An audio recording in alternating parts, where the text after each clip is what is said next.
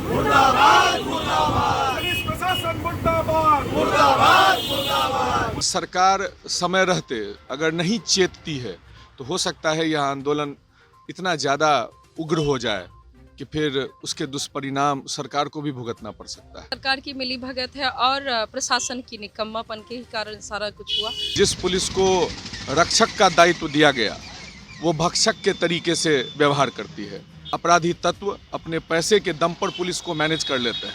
इनकलाब जिंदाबाद जिंदाबाद जिंदाबाद, इनकलाब जिंदाबाद जिंदाबाद जिंदाबाद। लोग अगर आवाज उठाना बंद कर देंगे तो सरकार की नींद कैसे खुलेगी? इसी को लेकर आज हम पहुंचे हैं दरभंगा में ये देखने के लिए कि जो घटना 10 फरवरी को बीती थी उसके बाद लोगों ने 15 तारीख को दरभंगा बंद का ऐलान किया था। इसका असर भी दिखा और आज हम पहुंचे हैं दरभंगा। यहाँ जगह जगह पर आंदोलन किया जा रहा है, लोगों के द्वारा प्रदर्शन किया जा रहा है पीड़ित परिवार को इंसाफ दिलाने के लिए। और यहाँ पर आप देख सकते हैं मेरे पीछे मिथिला राज्य निर्माण सेना ले जान की दे जान एक बैनर लगा हुआ है, जहाँ पर ये लोग भी उस हत्याकांड के खिलाफ आवाज उठा रहे हैं।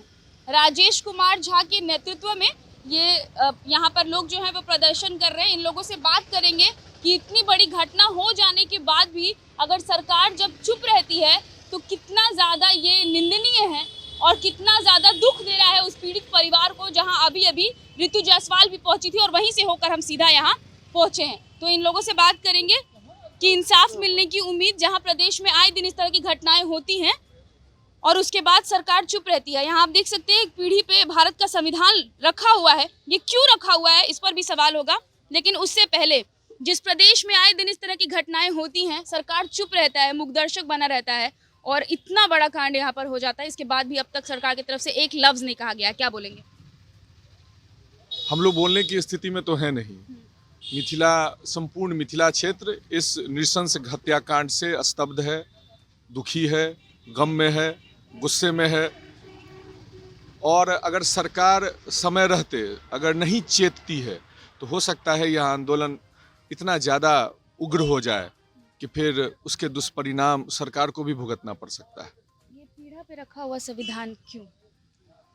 भारत के संविधान को साक्षी मानकर इस देश में जितने भी लोग यहाँ रहते हैं उनके जो मौलिक अधिकार हैं उनकी सुरक्षा कौन करता है? आप बेहिचक मेरे से सवाल पूछ रही हैं, मैं बेखौफ जवाब दे रहा हूँ। हम सब यहाँ पर बैठे हुए हैं लगातार आज तीसरे दिन। इनसे हम सब की सुरक्षा की गारंटी किसकी है? कौन देता है यह गारंटी? भारत का संविधान। इसी भारत के संविधान में यह लिखा हुआ है कि भारत में जितने भी लोग हैं उनके सुरक्षा की जिम्मेदारी सरकार की है। इसीलिए हम वोट देते हैं और सरकार अपनी पुलिस प्रशासन के द्वारा अपने दायित्व का निर्वहन करती है। लेकिन अफसोस की बात यह है कि ये जो घटना घटी है आज से 8 दिन पहले, एक ही परिवार के 3 लोगों को जलाकर मार दिया गया, उसमें पुलिस प्रशासन की जो एक्टिविटी है वो सस्पेक्टेड है, संदेह के घेरे में है।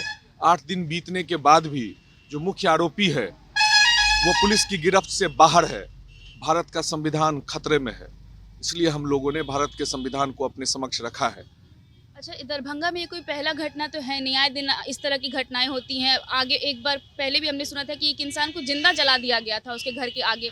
क्या लगता है आपको कि यहाँ की पुलिस ने चूड़ियाँ पहन रखी है या इतने लोगों की आवाज़, जैसे कि वो लड़की जिसके घर से हम होके आ रहे हैं, वो अभी ये कह रही थी कि वो एसएसपी को एसपी को फ़ोन कर के थक गई घटना वाले दिन भी, लेकिन पुलिस ने नहीं सुना। तो क्या पुलिस क्या चाह रही है? पुलिस का तो काम है अपराधियों को पकड़ना, लेकिन अब आप इस भारतीय राजनीति या भारतीय लोकतंत्र या हमारी जो व्यवस्था है उसकी विडंबना कहिए कि जिस पुलिस को रक्षक का दायित्व दिया गया वो भक्षक के तरीके से व्यवहार करती है। पूरी की पूरी पुलिस पैसा उगाही का एक तंत्र बन चुका है, सिस्टम बन चुका है। आप अपराधी तत्व अपने पैसे के दम पर पुलिस को मैनेज कर लेते हैं। मुझे नहीं पता आपको जानकारी है या नहीं, लेकिन जो घटना स्थल है वहाँ से करीब 500 मीटर के डिस्टेंस पर विश्वविद्यालय थाना है, उससे कम ही होगा। 1 किलोमीटर के डिस्टेंस पर टाउन थाना है। लेकिन पुलिस के साथ साथ मैं समाज को भी कटघरे में खड़ा करना चाहता हूँ। पुलिस या कोई भी व्यवस्था समाज को वैसी ही मिलती है समाज जैसा होता है। जिस जगह पर यह दुर्घटना हुई है, आप वहीं से आई हैं अभी, वह शहरी क्षेत्र है, वहाँ रात के 12 बजे भी लोग रहते हैं, चारों तरफ भीड़ भाड़ होती है। ये समाज मर गया है ना। हम पुलिस को ही दोषी क्यों माने, हम समाज को भी दोषी मानते हैं। अगल बगल में घर है, लोग हैं, बाजार है, किसी की हिम्मत नहीं हुई, कोई बाहर नहीं निकला और अपराधी 3 लोगों की जान लेकर वहाँ से निकल गए। अब आप लोग किस मकसद से यहाँ प्रदर्शन कर रहे हैं, क्या चाह रहे हैं? हम लोग पीड़िता को न्याय देना चाहते हैं, हम चाहते हैं न्याय दिलाना चाहते हैं। हमारी 3 मांग है। पहली मांग, चूंकि जो मुख्य अभियुक्त है अगर वो गिरफ्त में नहीं आया तो हो सकता है वो केस को इन्फ्लुएंस करे, तो हमारी पहली मांग है कि जो मुख्य आरोपी हैं उनको पुलिस अविलंब गिरफ्तार करे। हमारी दूसरी मांग है कि उस परिवार में अब केवल एक वृद्धा माँ है, उस माँ का जीवन कैसे चलेगा जिसके बेटे बेटी चले गए, विधवा माँ है वो। 50 लाख रुपए की आर्थिक सहायता बिहार सरकार के द्वारा दी जानी चाहिए। और हमारी तीसरी मांग है, उस परिवार में अब एक ही बेटी बाकी है, निक्की, पढ़ी लिखी है निक्की, उसका भी आधा शरीर जला हुआ है, इन्फेक्शन पूरे शरीर में फैल रहा है। उस निक्की को सरकारी नौकरी दी जाए जिससे कि वो अपना भी भरण पोषण कर पाए और अपनी माँ बाप का भी, अपनी माँ का भी ख्याल रख पाए। इसलिए हमारी ये 3 मांग है, जिसमें प्रमुख मांग है हमारी कि मुख्य आरोपी को गिरफ्तार किया जाए। जी, हम जहाँ बैठे हैं आप एक बार कैमरा दिखा दीजिए कि सारे लोग जो हैं वो पुरुष बैठे हुए हैं, लेकिन एक महिला जब यहाँ बैठी है तो उनसे बात करना बहुत ज़रूरी हो जाता है, क्योंकि जिस एक लड़की से मैं अभी मिल के आ रही हूँ जो रोते बिलखते ये कह रही है कि उसकी एक बहन को मार दिया गया जो 8 महीने की गर्भवती थी, उनकी मौत हो चुकी है, भाई की मौत हो चुकी है, एक माँ जो कुछ भी बोलने की हालत में नहीं है। उस घर से होकर मैं यहाँ आई हूँ तो इस पूरे सभा में आप देखिए कि एक महिला सिर्फ बैठी है। महिलाओं के साथ आए दिन इस तरह की घटनाएं होती है, एक महिला तड़प रही है वहाँ पर और आप यहाँ आवाज़ उठा रही हैं बैठकर। क्या लगता है आपको कि कब ये सब रुकेगा प्रदेश में?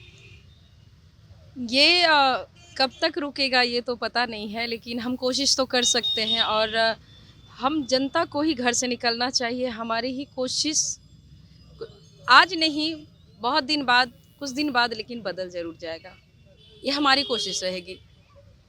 और मांगे जो जैसे इन्होंने बताया 3 मांगे हैं आप लोगों की, जिसको लेकर के आप लोग यहाँ बैठे हो। जिस तरीके से ये घटना हुई है, वो लड़की कह रही है कि उसने पुलिस को लगातार फ़ोन किया, तो ये पहली बार तो हो नहीं रहा है।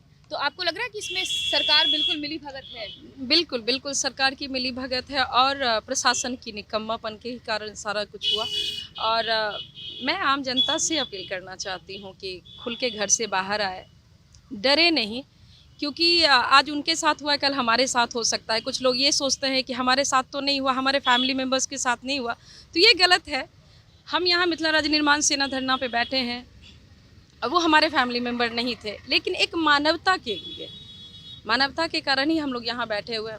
बहुत सारे लोग रोड पे आते जाते हैं, रुकना पसंद नहीं करते हैं, डरते भी हैं, शायद डरते भी हैं कि आज इनके साथ हुआ तो कल कहीं मेरे साथ भी हुआ हो सकता है। लेकिन ऐसा है कि अगर हम डरेंगे भी तो भी हमारे साथ होगा ही, क्योंकि उनकी हिम्मत इतनी बढ़ चुकी है कि आज उनको जिंदा जला दिया गया है, कल हमारे साथ भी ऐसा हो सकता है। तो खुल के आए, सामने आए, रोड पे आए और प्रशासन के खिलाफ हम लोग 16 को दरभंगा बंद का ऐलान किया गया था। आप लोग कब से यहाँ बैठे हुए हैं? हम लोग का आज 3रा दिन है धरना का। जी, और कब तक ऐसे ही बैठेंगे आप लोग? जब तक मांगे मांगे जब तक, हाँ, अनिश्चितकालीन धरना है, जब तक मांगे पूरी नहीं होगी धीरे धीरे ये और उग्र होता जाएगा।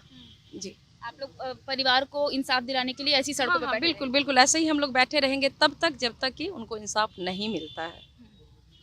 अब जिस परिवार से हम मिल के आए, आपने देखा ही होगा कि एक लड़की जो निक्की, जिनके बारे में ये कह रहे हैं कि उनको सरकारी नौकरी दिलाने की मांग है। जब भी प्रदेश में इस तरह की घटनाएं होती हैं तो हम लोग यही चाहते हैं कि सरकार उनको मुआवजा दे दे या फिर एक सरकारी नौकरी दे दे।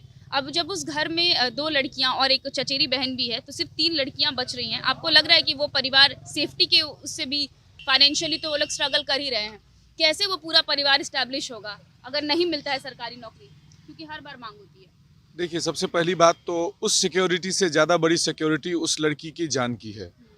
जितने बड़े लोग इसमें इन्वॉल्व हैं, जैसा कि 10 तरीके की बातें सुनने को मिल रही हैं, और जब तक बड़े लोग इसमें इन्वॉल्व नहीं होंगे, जब तक ये एक नेक्सस का काम नहीं होगा, इतनी बड़ी दुर्घटना हो नहीं सकती है।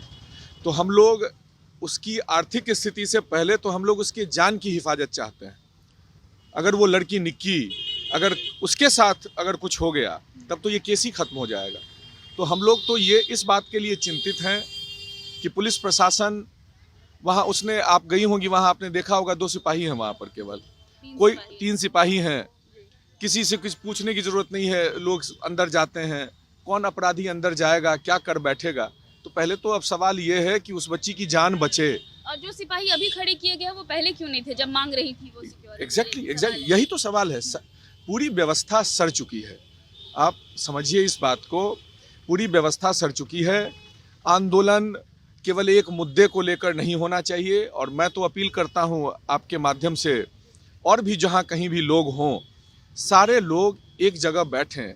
इस पूरे देश को, हमारे समाज को एक शॉक ट्रीटमेंट की ज़रूरत है। ठहरा हुआ पानी गंदा हो जाता है, इस पानी को हिलाने की ज़रूरत है, गंदगी को बाहर निकालने की ज़रूरत है।